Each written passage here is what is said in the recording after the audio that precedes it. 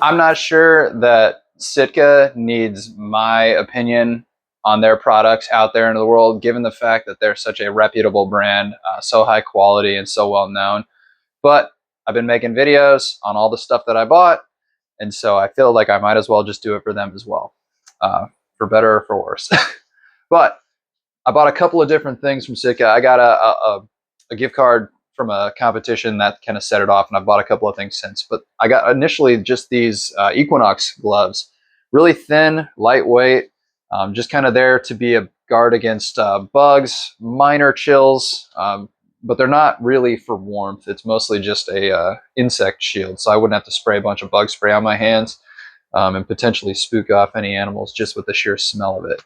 But fit very well. These are their mediums. I don't really know how to do hand sizes. Anyways, I'm a 6'1", individual. My hands are medium in size, and these are the mediums. They fit really well. Very nice, comfortable, lightweight, really unobtrusive. I like having the fingers available here. It just gives me sort of tactile capabilities while getting into the tree, getting everything set up. Having gloves on tends to get a little bit cumbersome for me. So having the availability of a couple of fingers that aren't covered in glove is pretty handy, especially because I've got a thumb button, and I was really worried earlier without having used any gloves while shooting. I was worried that my trigger might be a little too sensitive, and then I might have issues with the thumb, pulling early or whatever. But this kind of negates that. So in the early season, when it was still a little bit warmer outside, this was really handy. I could stay camouflaged, I could stay protected from insects, but I wouldn't have to use any insect spray, and I wouldn't have to sacrifice my comfortability and just bake under a pair of gloves that were heavier and more geared towards cold weather. But yep, got those. Really nice, comfortable, pretty durable. They do have a very long,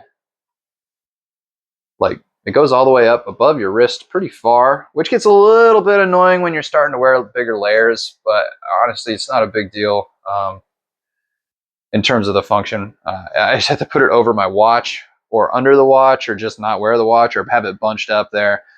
That minor inconvenience, really, for what the product is. Not a huge deal at all.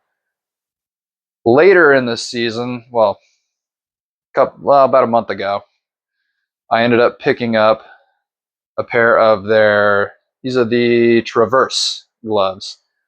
They have on the thumb and the pointer finger on both hands the capability to use a cell phone with those, which is pretty handy considering that most of my hunting is me just sitting there staring at empty space, and I like to fill the void by looking at something.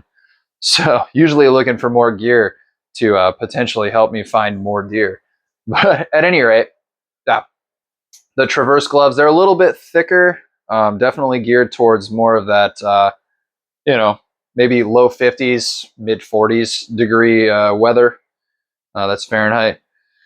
But really not so annoying to wear. I've taken several shots with these, and I'm using the UV thumb button. Having the thumb covered turned out not to be as big a deal as I thought it would, especially with the glove that's kind of this thin. It's not very thick at all, but it is insulated, and they do keep my hands fairly warm. I will have to, and I will have to in the later season use the muffler or hand warmers in conjunction with the gloves. But for now, where we're getting into just kind of that late fall, almost early winter weather in Virginia, these are working perfect. They're great for the walk in. They're great for the walk out. While I'm sitting there, if I just have my hands in my muffler or in my pockets, they don't get uncomfortable. If I have them out for an extended period of time in the cold, yeah, they're going to get cold. My hands, I'm very susceptible to that sort of thing, having issues with that in the past.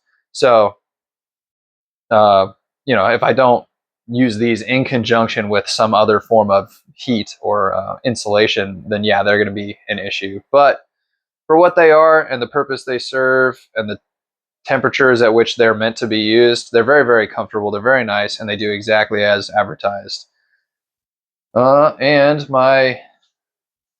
probably my favorite purchase from Sitka that I wear every day while I'm out hunting, even in the earlier season when it was a little bit warmer, is this midweight top. I don't recall the what it is. Anyway, it's a Sitka midweight top, little waffle top, insulation there, and then inside just that kind of checkerboard material. Attached to the hood, this goes right over your face. You know, I think it's meant to be more of a bug shield. Honestly, in the temperatures we're seeing right now in Virginia, in the early mornings, in the mid 20s, low 20s, and in the evenings it goes into the 30s. Just that little bit of material sitting over my nose and mouth is I mean, it's very thin. You can see my hand through it. Yeah, it's very thin. But even just having that over my face has been warm enough for me and has made it very comfortable. But this is more of a base layer for me. It's a very comfortable sweater. Honestly, I'd like to just wear it around casually. Maybe in the off season I will. But it's fairly long for me. I'm a 6'1" individual, and it sits just below my belt line where I like most of my stuff to sit. It's very light. It's not super intrusive. It has a little kangaroo pouch and a quarter zip. Doesn't unzip all the way, but yeah, and then a little chest pocket off to the side.